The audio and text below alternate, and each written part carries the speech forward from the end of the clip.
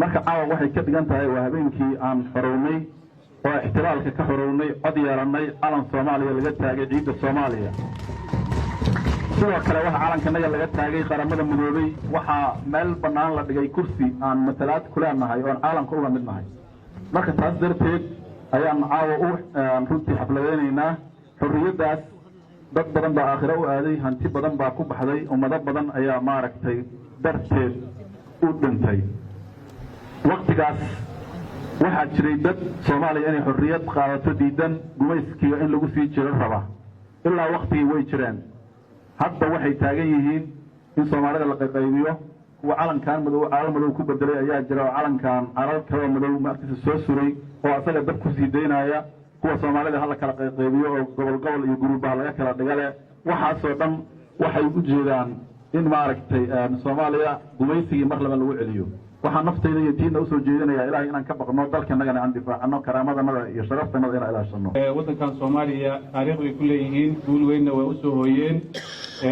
dhalinyarada maanta joogta waxa laga rabaa ilaahay hadduu yiraahdo inay dhalinyaradii waqtiga xorriyadda dhaliyay SYL iyo uradii kala lahaa in lagu daydo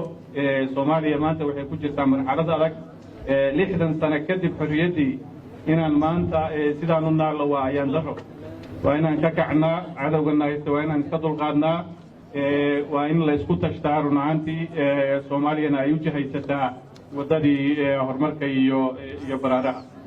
caawa waa habeen weyn waa habeenkii fagaaraha qayriyadda magaalada Hargeysa laga taagay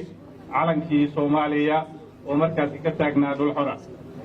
runaantii xus gaar ah ayay naga mudan tahay waxaan rabaa caawa in yar inaan ka taabto wada hadallada Soomaaliya iyo Somaliland ee hadda socda oo runaantii ku soo aaday 60 guuradii ka soo wareegtay maalintii xorriyadda walaalaheenna reer waqooyi runaantii xorriyadda qaybtii ugu muhiimsaneed ee ka ciyaareen inay mataqaanaa dib soo celiyaan xorriyaddii waa u dagaalameen calankii bay taageen waa noo keeneen muqdisho noogu keeneen si shuruud la'aan xaqiiqdii aniga iyo dhalinyaro badan waxaan qabnaa in maanta Somaliland loo tanaasulo wada hadallada lagula jirana mataqaanaa wax badan looga tanaasulo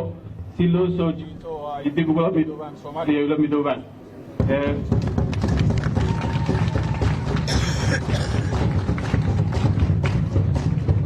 walaalaheenna waqti adag bay noo tanaasuleen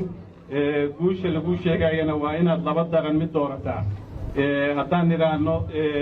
maalintii 60 la joogay ayagoo shuruud la'aan ay noo yimaadeen oo ay noo keeneen mataqaanaa inaan midowno anigu waxaan qabaa maanta in shuruud la'aan ugu tago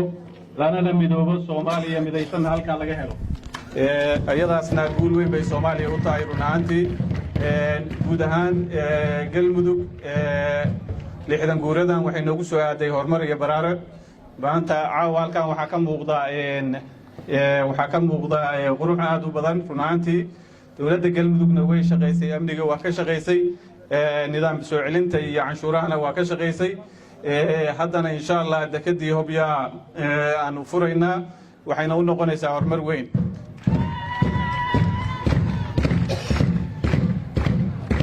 waqtigii aan haya waxaan khudbadeyda ku soo gabagabeynayaa dhalinyarada Soomaaliyeed ay isku tashato